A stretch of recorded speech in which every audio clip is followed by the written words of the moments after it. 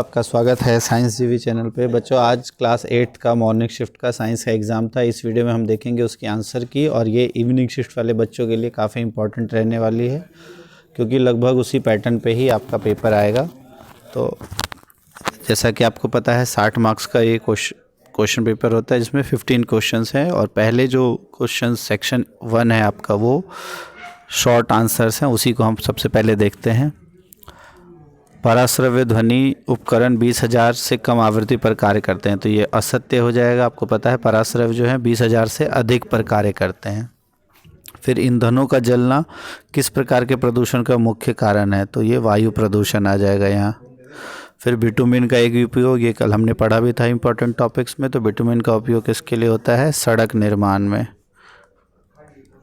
फिर विराम अवस्था को की चाल अवस्था माना जाता है, तो विराम अवस्था में चाल कितनी हो जाती है? जो 0 शून्य चाल की अवस्था मानी जाती है। फिर स्थिर विद्युत बल संपर्क बल का एक उदाहरण है, तो ये हो जाएगा आपका असत्य, ये असंपर्क बल का एक उदाहरण है।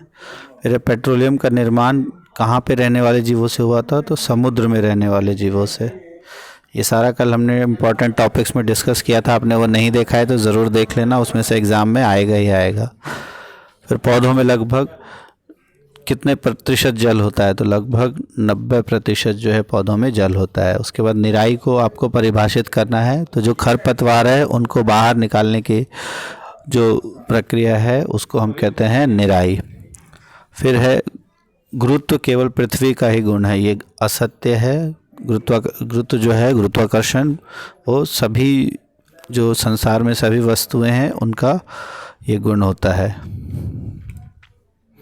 और चाहे वो और कोई भी प्लेनेट हो, कोई भी ग्रह हो, सभी में गुरुत्वाकर्षण बल होता है। फिर गुरुत्व बल का एक उदाहरण देना है, तो जैसे ऊपर से कोई चीज़ आपके सर पे गिर रही है अपने आप, तो वो गुरुत्व बल का 2-3 उदाहरण है, कोई से भी आप दे सकते हो।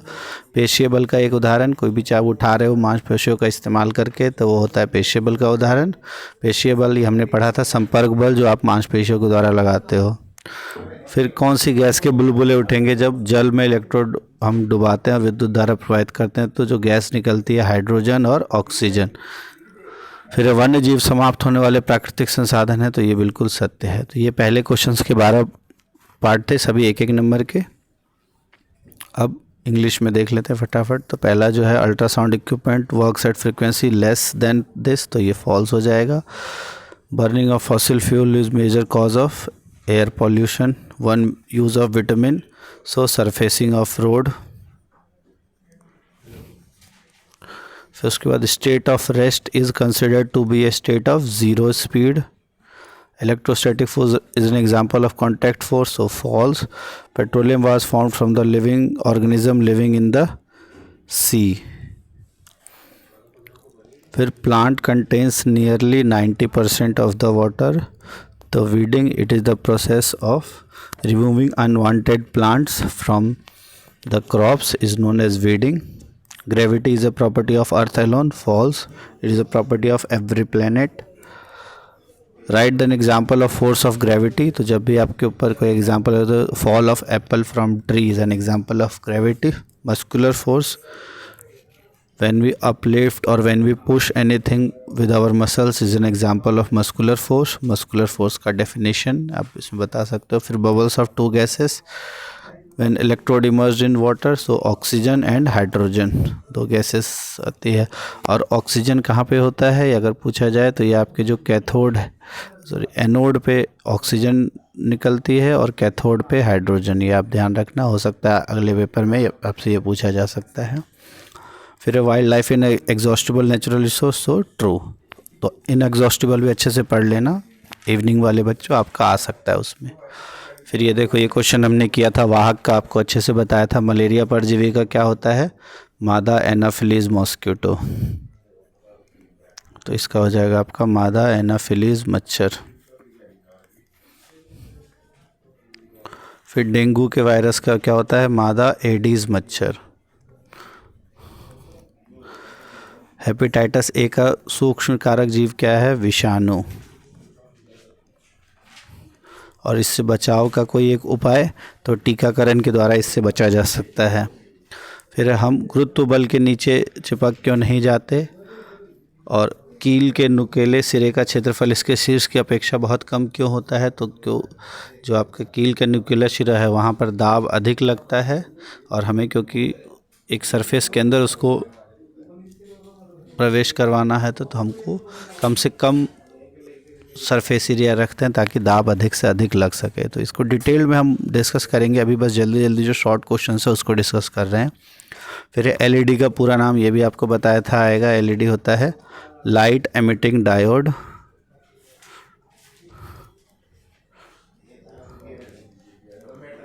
लाइट एमिटिंग डायोड, प्रकाश उत्सर्जक डायोड हिंदी में हम लिखेंगे। आसुत जल विद्युत का अच्छा चालक क्यों नहीं है? क्योंकि इसमें फ्री आयंस नहीं होते और ये विद्युत का चालन इसलिए नहीं कर पाता। दो प्रतिजैविक के नाम आपको 4 बताए थे, इसमें से कोई से भी 2 लिख सकते थे आप। स्ट्रेप्टोमाइसिन, टेट्रासाइक्लिन, एरिथ्रोमाइसिन, पेनिसिलिन, तो चारों में से कोई भी 2 आप लिख सकते हो। चेचक केटिके की खोज किसने की थी? ये भी बताया था आपको, एडवर्ड जेनर। तो एडवर्ड जेनर इसका नाम हो जाएगा। फिर आपतन कोण 60 डिग्री है तो परावर्तन कोण भी कितना हो जाएगा? 60 डिग्री। पार्श्व परावर्तन क्या होता है? जब हम दर्पण में देखते हैं और बायां साइड दायां और दायां साइड बायां दिखाई देता है, उसी को हम पार्श्व परिवर्तन कहते हैं।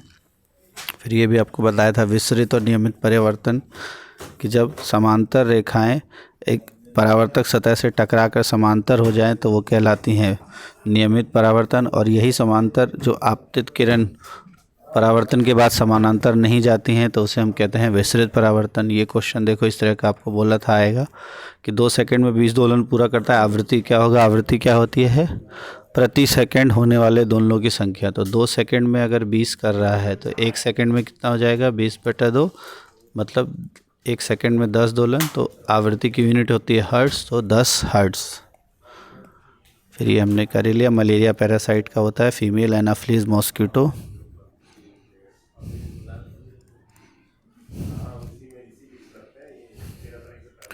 डेंगू का हो जाएगा एडीज मॉस्किटो। हेपेटाइटिस ए का पॉजिटिव ऑर्गेनिज्म आपका वायरस हो जाएगा। फिर उसके बाद फुल फॉर्म ऑफ एलईडी ये भी हमने कर लिया। लाइट एमिटिंग डायोड, 2 एंटीबायोटिक्स, कोई से भी 4 आपने जो पढ़े उसमें से 2 लिख देना। Who discovered vaccine? तो एडवर्ड जेनर, ये हमने पढ़ाई है।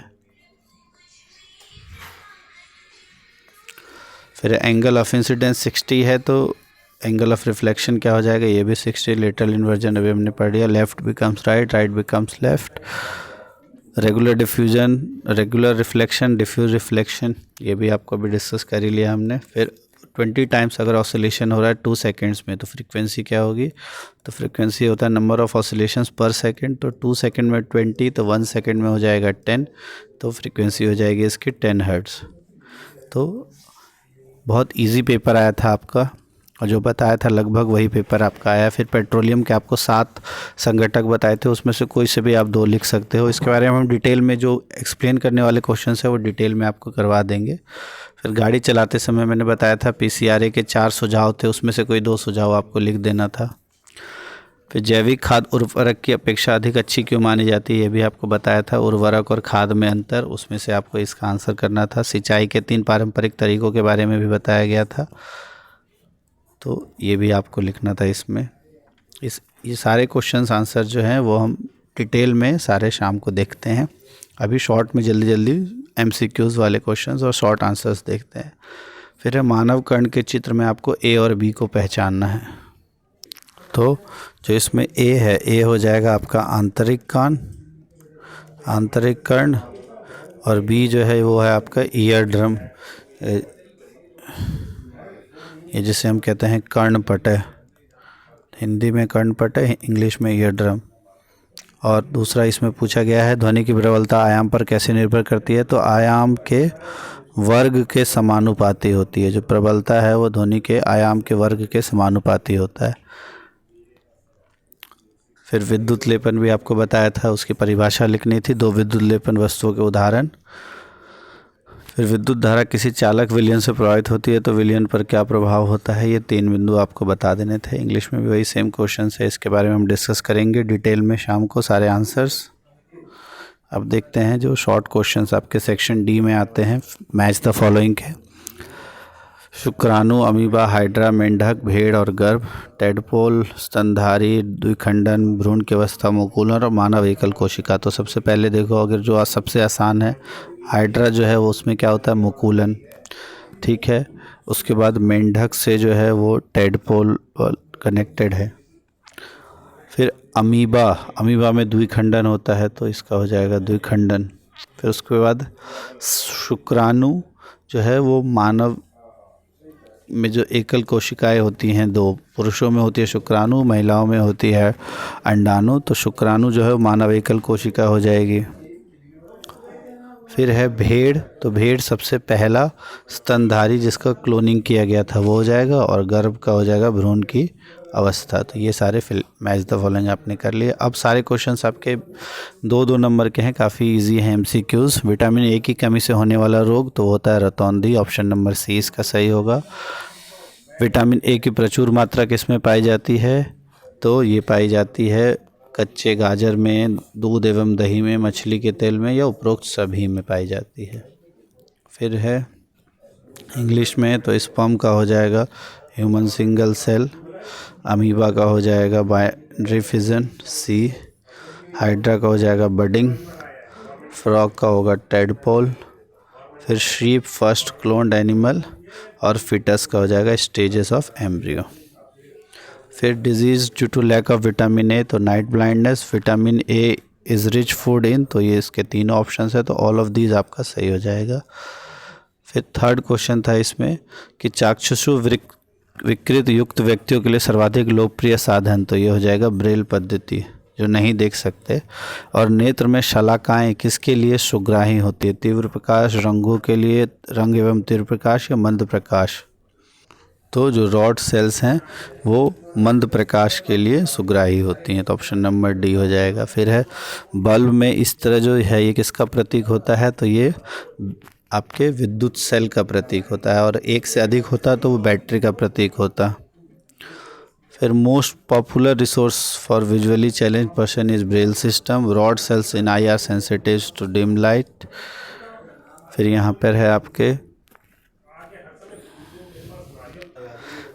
ये सिंबल किसका है, तो अगर ये सिंगल है तो ये सिंबल होता है आपका इलेक्ट्रिक सेल का, एक से ज़्यादा ऐसा होता है तो होता है इलेक्ट्रिक और बैटरी का सिंबल हो जाता है। फिर है बल्ब केवल तभी दीप्त होता है जब स्विच तथा परिपथ, तो स्विच क्या हो, स्विच ऑन हो और परिपथ बंद हो, तो इसका सही आंसर हो जाएगा ऑप्शन नंबर बी। फिर है जब बल्ब का तंतु टूटता है तो क्या होता है, तो जब बल्ब का तंतु टूट जाता है तो बल्ब दीप्त नहीं होता है, ऑप्शन नंबर सी। फिर उस उपकरण जिसका उपयोग फ्यूज़ के स्थान पर निरंतर बढ़ता जा रहा है, तो वो है आपका लघुपथक विच्छेदक यानी MCB। अगला है आपका 15वां क्वेश्चन जो कि अंतिम है, उससे पहले हम इंग्लिश वाले देख लेते हैं। Bulbs glows only when the switch is on and electric circuit is close, तो ऑप्शन नंबर बी इसमें आएगा। What does happen when filament of the bulb is broken, so it does not glow. उसके बाद device which is used in place of fuse, तो होता है आपका miniature circuit breaker that is MCB।